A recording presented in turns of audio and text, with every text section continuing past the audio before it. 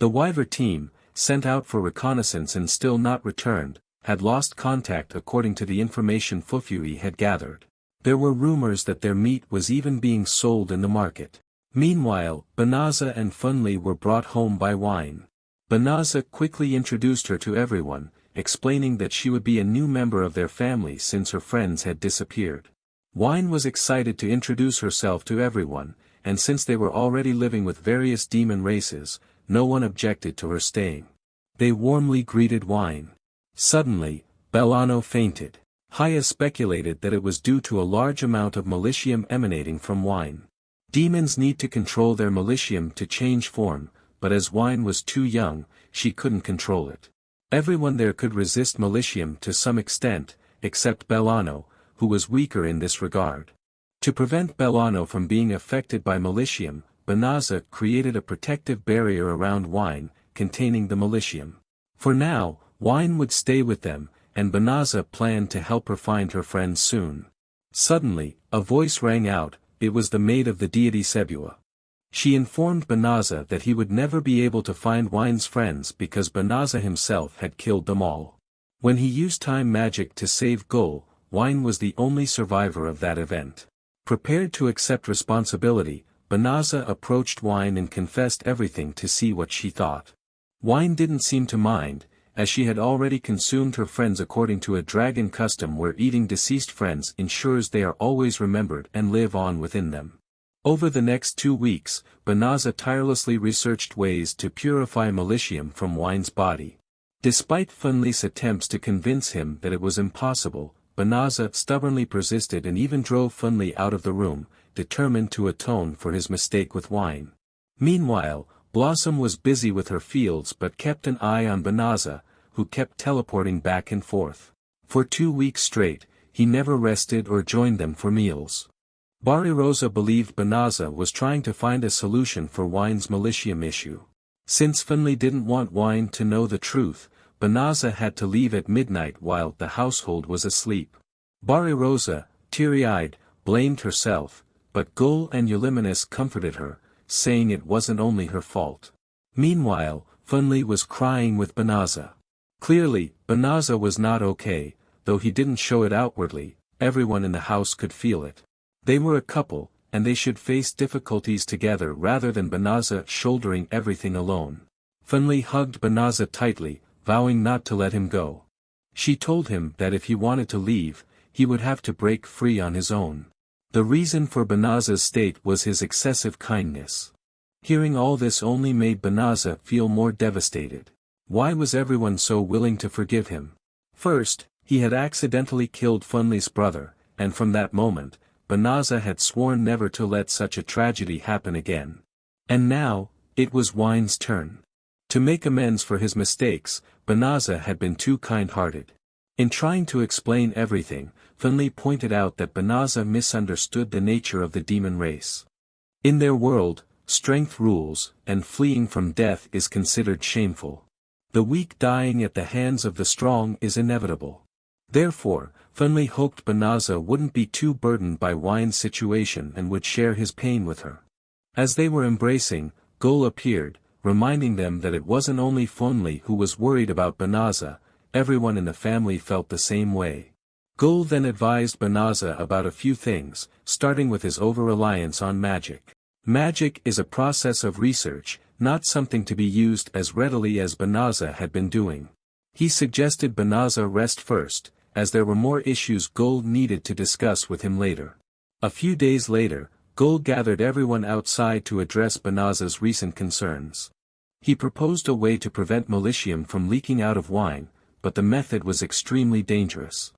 The magic, called Malicinium creation severing magic, would temporarily halt the production of malicium in the body. However, if Wine, being a demon, didn't have malicium, she wouldn't be able to use magic anymore. Trying to use magic without malicium could cause significant harm or even death.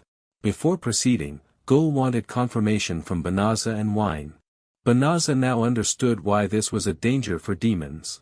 Using this magic on Wine was risky, making him hesitant. Gul observed that while Wine wouldn't affect others due to the barrier Banaza had set up, this was only a temporary solution. In the long term, it wouldn't work, especially as Banaza couldn't always be by Wine's side to protect her. Funly then asked why Gul knew about such magic, as there were no records of it. Gul revealed that he was the creator of the magic and had destroyed all documentation of it.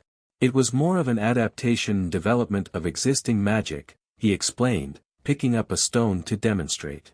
If the stone is dropped, it's pulled down by Earth's gravity, but reversing the direction of the force would make it float.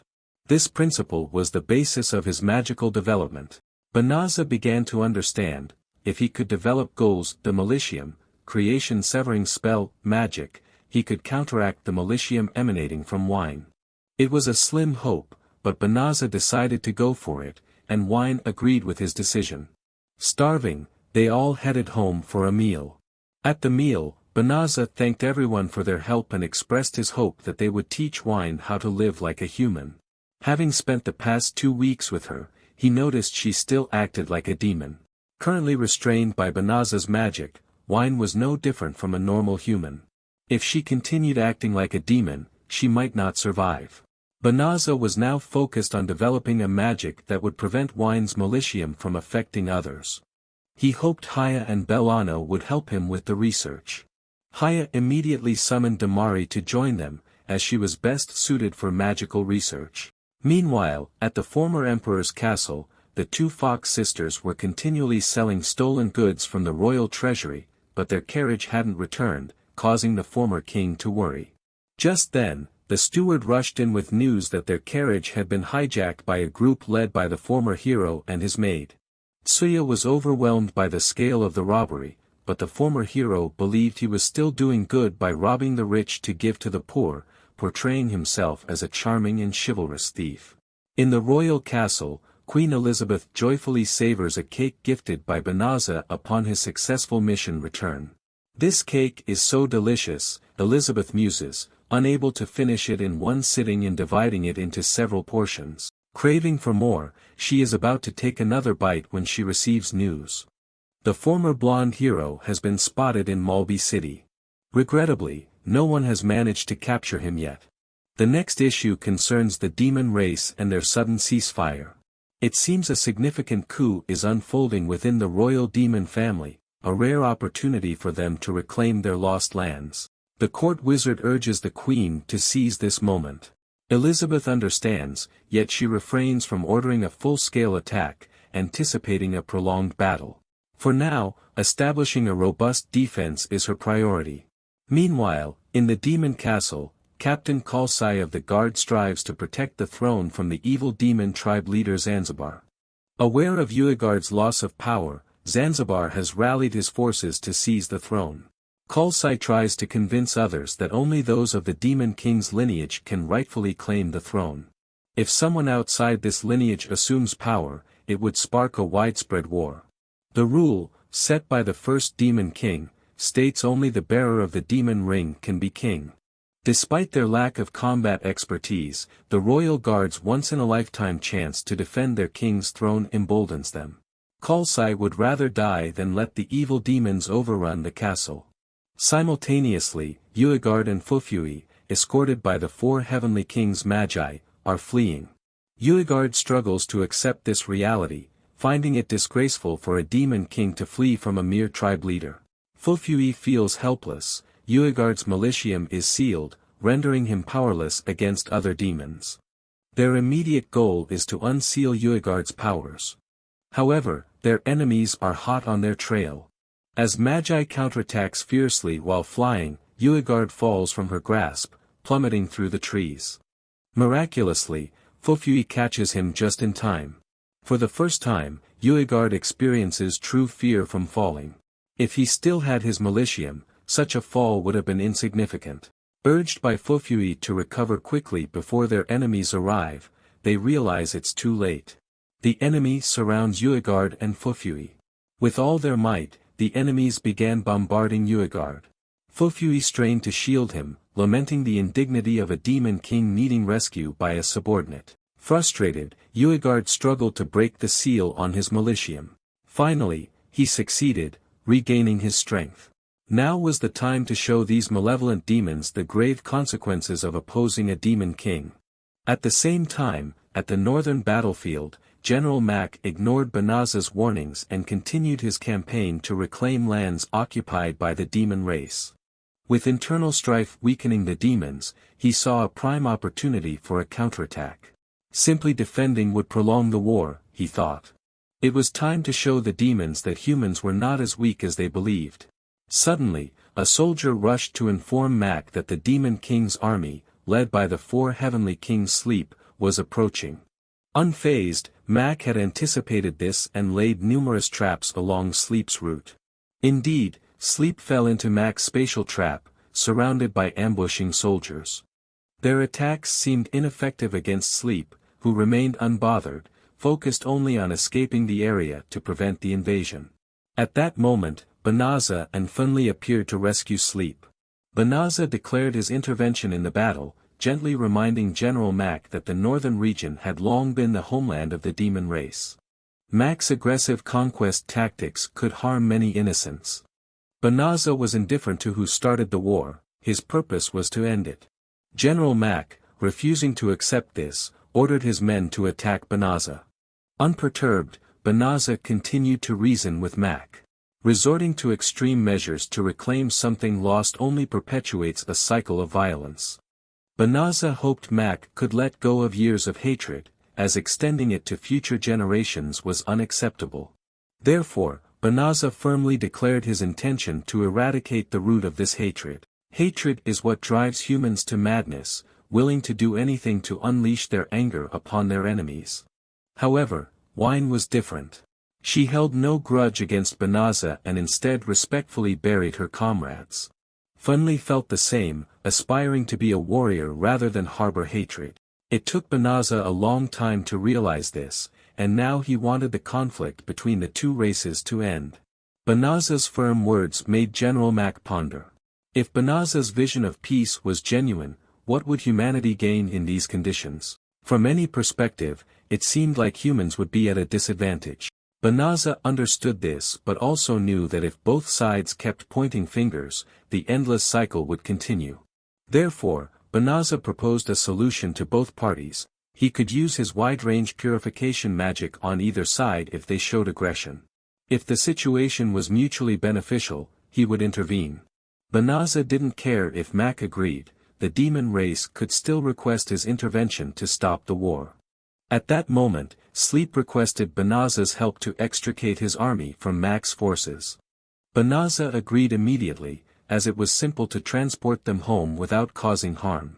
However, Banaza first distributed mana-charged demon stones to each general, allowing them to contact him from anywhere.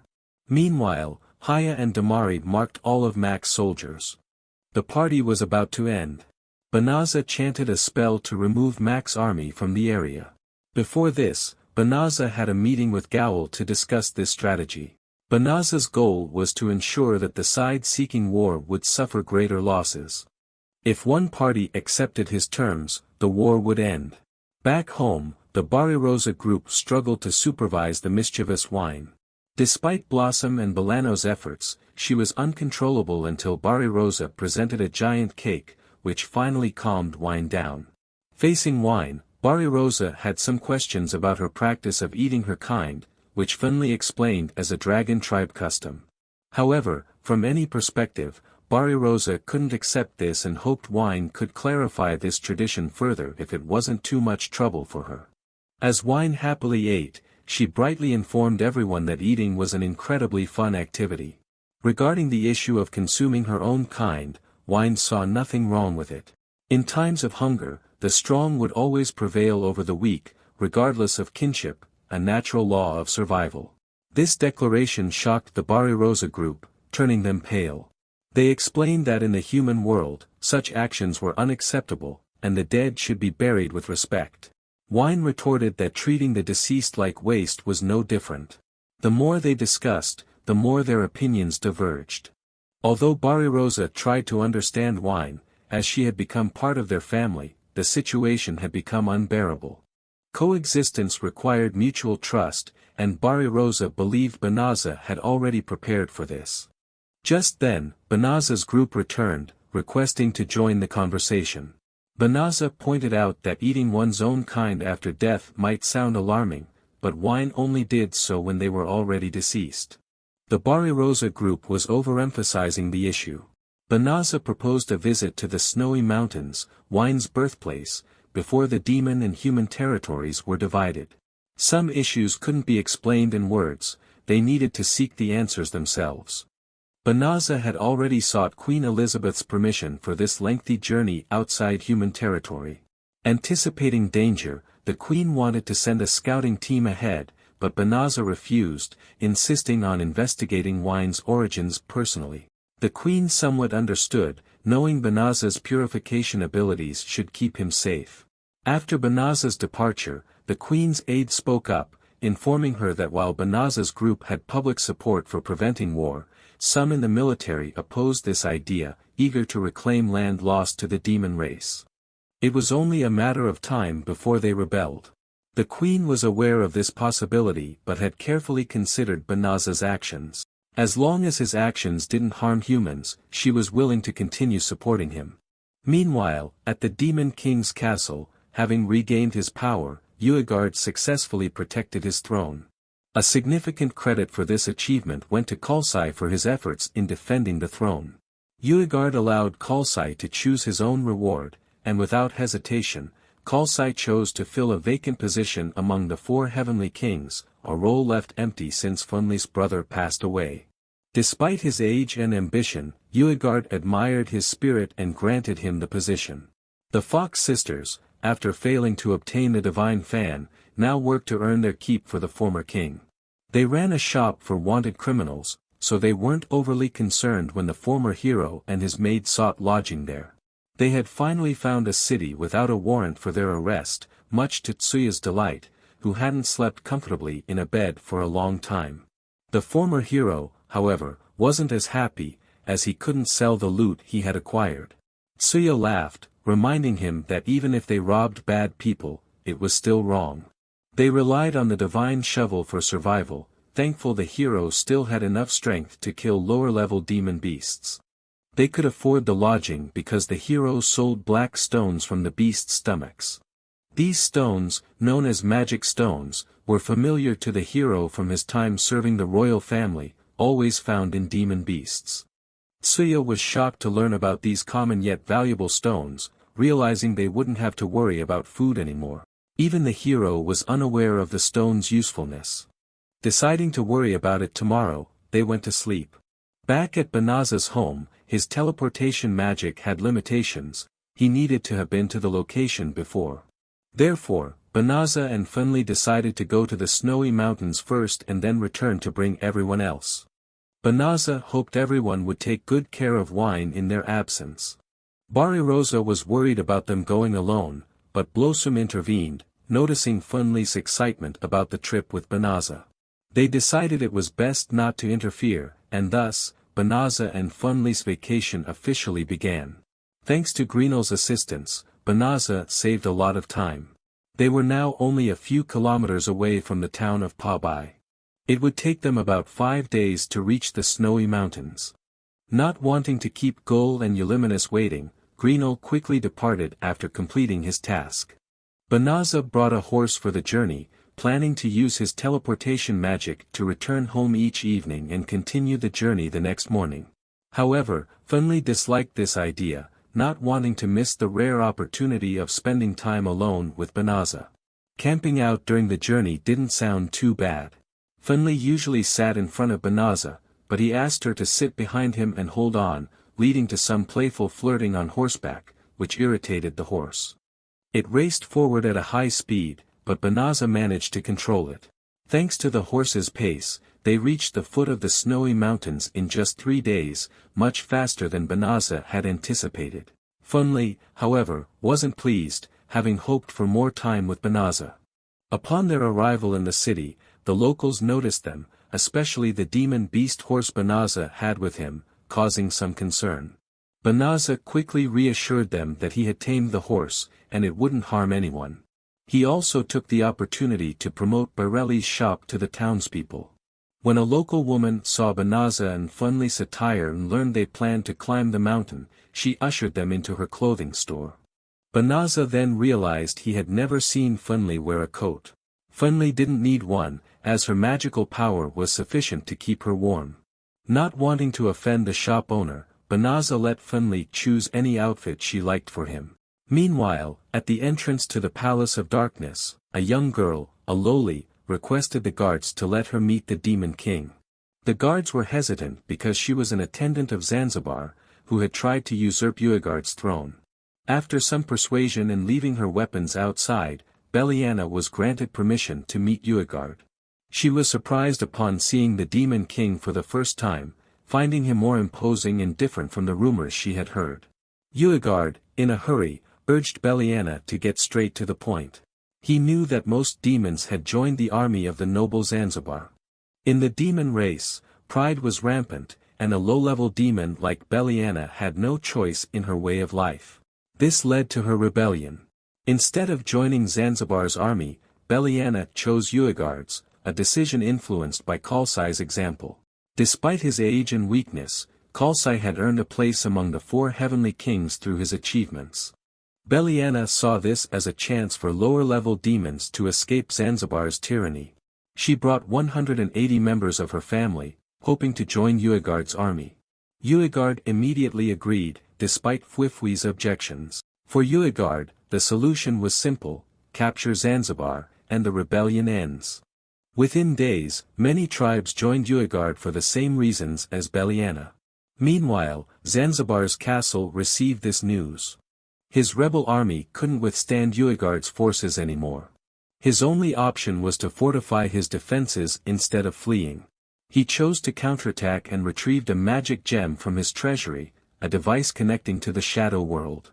The demons from this world were mostly stronger than the current demon king, Uegard. The previous demon king Uegard, being powerful, had severed ties with this world. But now, Zanzibar summoned a portal, and a demon named Valentine, one of the 12 demons of the shadow world, stepped out. Valentine quickly intimidated Zanzibar, stating that sterner, a more prominent figure, wouldn't bother appearing for someone as insignificant as him. Her arrival to assist was already a favor. She got straight to business, half of this world in exchange for her help to put Zanzibar on the Demon King's throne, and he instantly agreed. Valentine's presence distorted the sky, extending to the human world, where Banaza almost sensed it. His group was now in the snowy mountains, thinking they'd be alone, but they were wrong. The mountains housed a tourist area established by the third-generation hero.